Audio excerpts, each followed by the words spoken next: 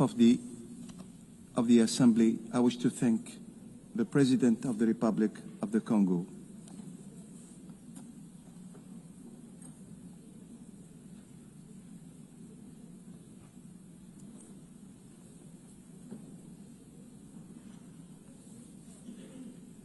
Now the Assembly will hear an address by His Excellency Andry Rajoelina, President of the Republic of Madagascar. I request kindly the protocol to escort His Excellency and invite him to address the Assembly.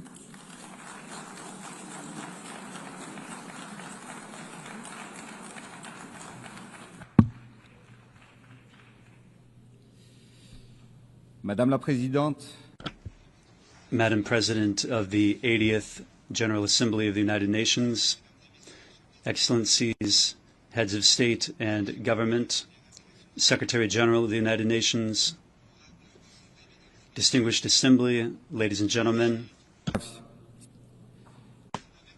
it is with sincere emotion that I represent my country, Madagascar, at our General Assembly at the United Nations in this temple of multilateralism, which is our common home. We are celebrating this year the 80th year anniversary of our organization. 80 years. 80 years of keeping the flame burning, the flame of unity, of establishing peace to craft a fair world with solidarity. 80 years of the United Nations is a stage rather than an ending point. And here in this symbolic place at the General Assembly of the United Nations, it is here that we are discussing, proposing, and deciding on the main guiding lines for a peaceful and prosperous world. And it is here that we are looking for and finding solutions to conflicts, and we're finding an answer to crises. It is here in this very place that we are sketching out the path of our common future. Allow me to extend my warm congratulations to Ms. Annalena Baerbock for her election as President of this 80th General Assembly. Madam President, I wish to wish you every success as you implement your mandate. Rest assured that you will have the full support of Madagascar as you carry out your mission. I also wish to hail the Secretary General of the United Nations, whose commitment and leadership remind us of our mission, which is to put human beings at the heart of all of our actions. Ladies and gentlemen, the UN has always conveyed an ideal, that of forging a world together, a world of peace, justice, and hope. The topic chosen this year, Better Together, 80 years and more for peace, development, and human rights, reminds us that for several decades, the United Nations has been bringing people and nations together to promote peace, foster development, and protect human rights. Today, more than ever, we must reaffirm our collective commitment to build a future of solidarity to overcome challenges, because by pooling our efforts, we can transform the hopes of humanity into reality for everyone. This theme gets to the heart of our priorities, and this is why, since the proclamation of our independence 65 years ago, Madagascar joined the United Nations. This shows my country's belief in the ideals of peace, solidarity, and cooperation among people, the ideals championed in the Charter. Today, to further strengthen this conviction and in order to ensure the continuity of the work of the United Nations in Madagascar, we are going to provide several thousand square meters of office space so as to host a hub for a larger presence of the United Nations on the territory of Madagascar. The challenges have evolved, but we have continued to appreciate the force of this heritage and the need to adapt to everyday realities. It should suffice to mention economic divides, inequality, and above all, the impacts of climate change. All of these threats imperil peace in our societies, and they require strong common measures. One of the challenges of our time is that of development, which is so much desired by our peoples. The mission of leaders is to set up the conditions needed for every citizen to contribute to national development. This requires a vision grounded in the understanding of the realities of the country by using its assets and overcoming its difficulties. Madagascar, like many African countries, has rich, abundant natural resources, and yet our development has been slowed for too long. And it is this delay that we are overcoming today with the projects and the programs that we are undertaking to transform our country. We need to seize our destiny, and we need to be the architects of historic change. We refuse to give in to fatalism, and we are committing to act with resolve and with conviction, with a spirit of inclusivity and this spirit of sharing. I am addressing you today. I'm speaking not only on behalf of Madagascar, but I'm also speaking on behalf of a continent and our organization. I'm conveying to you the voice of SADC, the South African Development Community, which has 16 countries of Southern Africa in it, and I am serving as the president of this regional organization now. Our goal is to promote industrialization, the transformation of the agricultural system, and the energy transition so as to make our countries and our peoples more resilient. Clear-sighted and forward-looking, this goal shows our common ambition to strengthen our economies, to leverage our resources and ensure the well-being of our populations. It is a pact. It is a commitment. It is a roadmap of a region which wants to write its own destiny with its own hand and for its people. Today, in the world we are living in, wars are present in several forms. There are armed wars which are visible and bloody, which destroy infrastructure, entire cities, and even claim the lives of innocent people. But there are also wars against pandemics, like against COVID-19, which we faced together. That was a global battle that cost more than 14 million people their lives. And at present, there is another form of war. There is an economic and trade war. This war is more silent, but it can be destructive because its impact can deprive millions of people of income, jobs, and future. What do all these wars have in common? Well, they kill people directly or indirectly. They make our societies more fragile, and they threaten peace and human dignity. This is why we need to remain watchful. Today, there's a subject that is at the very center of the news, which is of particular relevance for us, because among the 16 countries of SADC, that's the South African Development Community, 14 of those countries are beneficiaries of the AGOA program, the AGOA program. The AGOA program, I'll recall, is an American initiative that allows African countries preferential access to U.S. markets by fostering duty-free exports and by fostering commercial exchange. And just for the SADC region alone, this program means 358,000 direct jobs, which are currently in jeopardy. 60% of them are in the textile sector, and the rest of them are spread out among various sectors. The non-renewal of the AGOA will have serious social consequences. The employability of thousands of young people and the economic momentum of our nations will be under threat. Because today, thanks to AGOA, the countries of SADC export more than 11 billion US dollars annually to the United States. Behind this figure, there are more than 1.7 million people that are affected.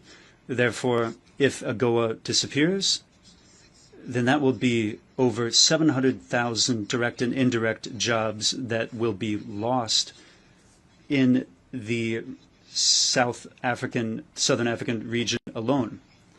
And behind every one of these jobs, there's a woman who is feeding her children. There's a young person continuing their studies, and there is a family which is maintaining hope. So AGOA, that's not only a simple trade law. It is faces, lives, entire communities that are fighting every day for their dignity.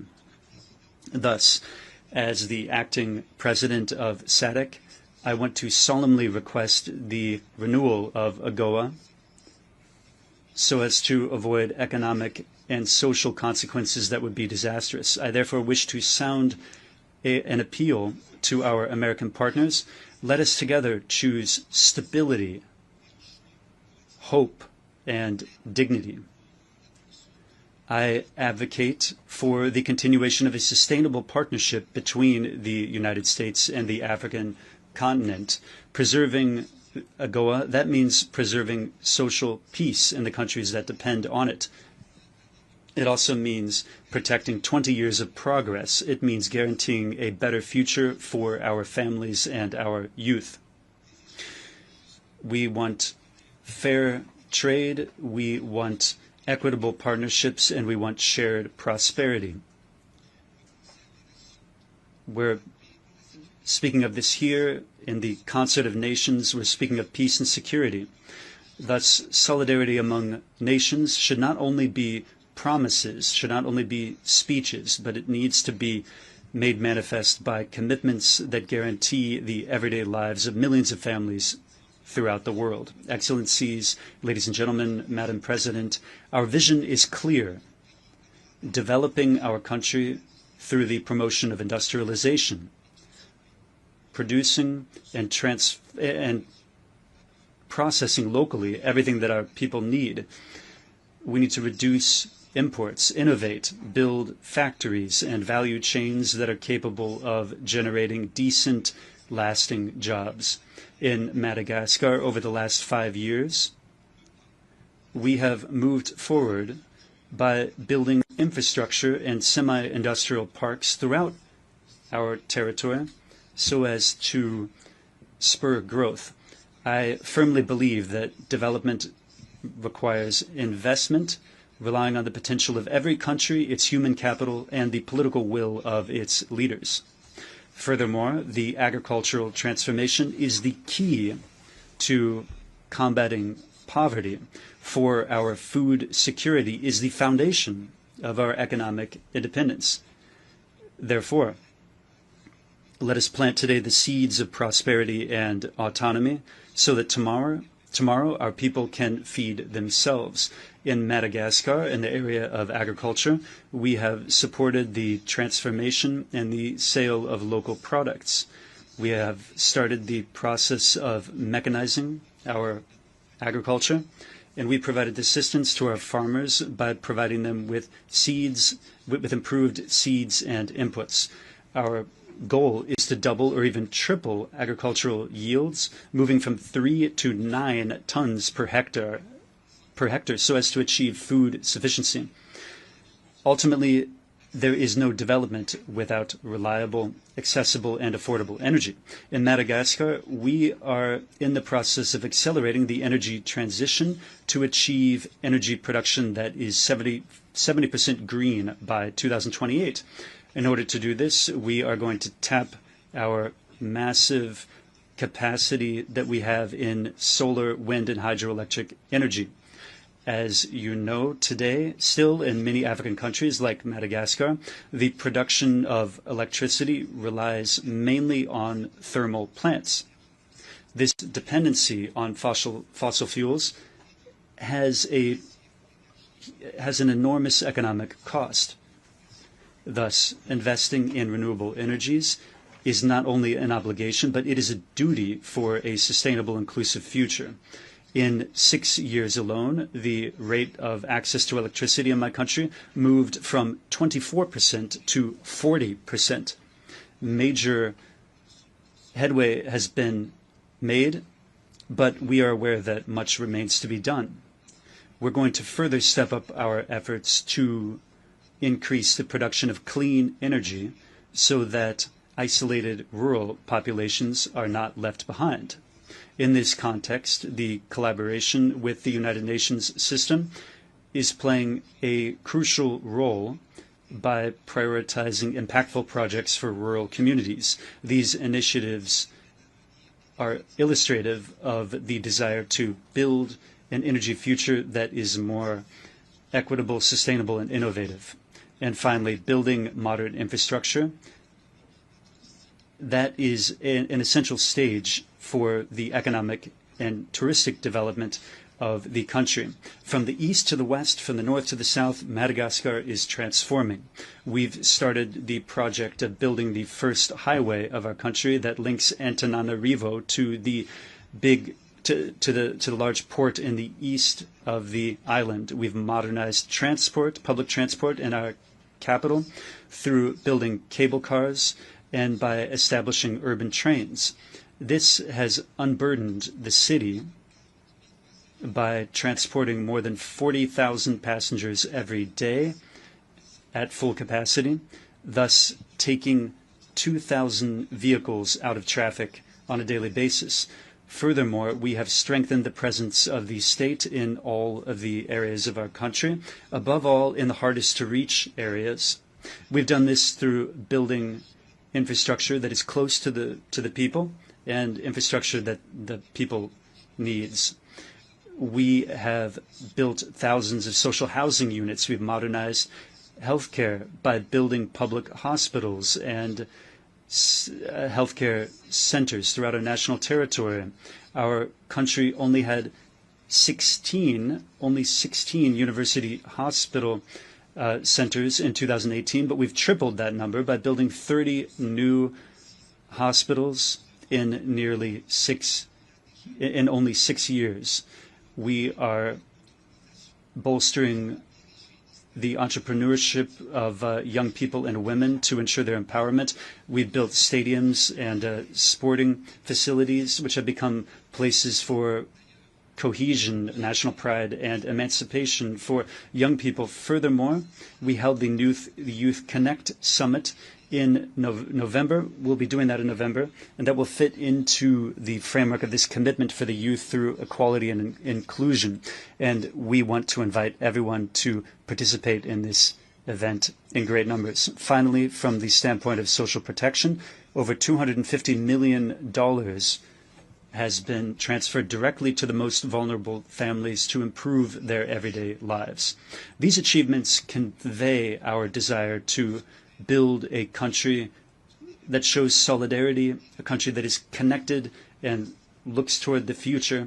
But the demographic issue remains a variable that needs to enter the equation. We need to change the structure of the population because the current demographic growth is out of proportion to our economic growth. In some regions, young girls who are under the age of 18 are already mothers, and the majority of women have an average of 5 or even 8 children to take care of. They have more difficulty feeding them, bringing them up, caring for them, and educating them properly. This is why we have intensified our family planning program in order to get the birth rate under control and transform a population which is currently dependent into a population that is active and economically productive. Demography is thus becoming an asset for Madagascar and not an impediment to development. Excellencies, ladies and gentlemen, Madam President, we need to offer a better future to our children. So we need to protect the planet that is their home. Madagascar is a sanctuary of nature with 5% of its global biodiversity and 80% of endemic species. We absolutely need to protect this biodiversity. And like other areas of the world, these treasures are in jeopardy. Faced with deforestation and climate challenges, island countries like ours are undergoing the consequences of planetary warming. Cyclones have become increasingly frequent, coming one after another, and they're more and more devastating. Flooding has destroyed our fields, and it has threatened our harvests and the incomes of our farmers. Madagascar is one of the countries that is the victim of the repercussions of climate change. Our planet is burning.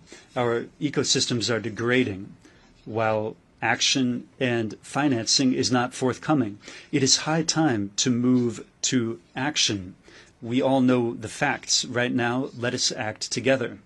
This is why we wish to sound a call once more for climate justice, so that polluting countries can live up to their responsibilities, and so that the promised financing for adaptation is actually provided, so these promises are kept. We reaffirm our commitment to the preservation of this common heritage with a program of massive reforestation by planting millions of trees every year. Thus, Madagascar joined the coalition of carbon neutral countries known as G0, and we are positioning ourselves as a model actor.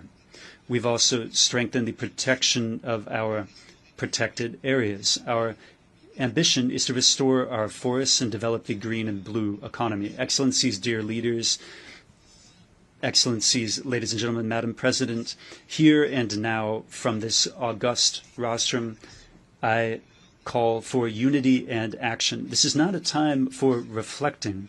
It is a time for concerted strategies.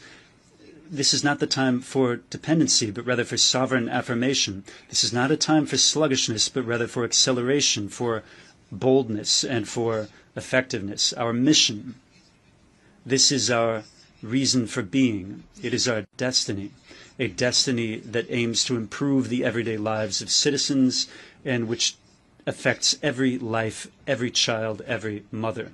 Therefore, we need to ask a question. What world will we choose for our children and for the future of succeeding generations? For my people, for progress, I will never stop bringing to bear all the ways and means possible to accelerate the transformation of my country. We need to go farther. We need to go faster with courage and hope. Yes, the task is huge and the aspirations of the population are great, but we know one thing: division is not a solution. Conflicts brings rise to instability. So let's choose unity, solidarity. Let us choose to build rather than to destroy, because every child has the right to dream, and every people has the right to hope. So let's move together, united, upright together. Let's move toward the world that we want. I have a dream for my country, for Madagascar, for Southern Africa, for the African continent, and for all of the voices that are not heard very often.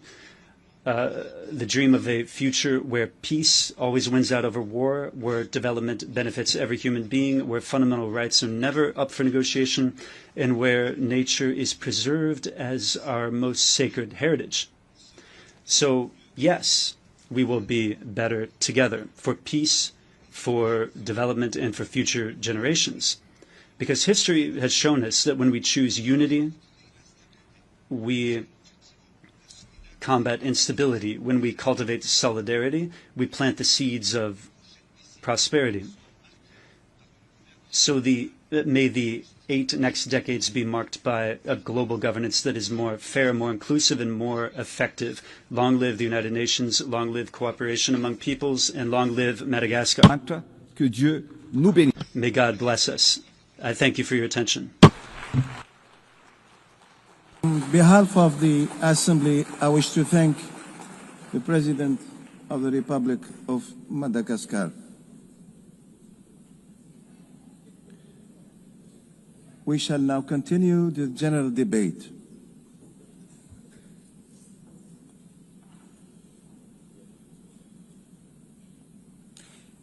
The Assembly will hear an address by His Excellency Kashim Shettima, Vice President of the Federal Republic of Nigeria. I request the protocol to escort His Excellency and invite him to address the Assembly.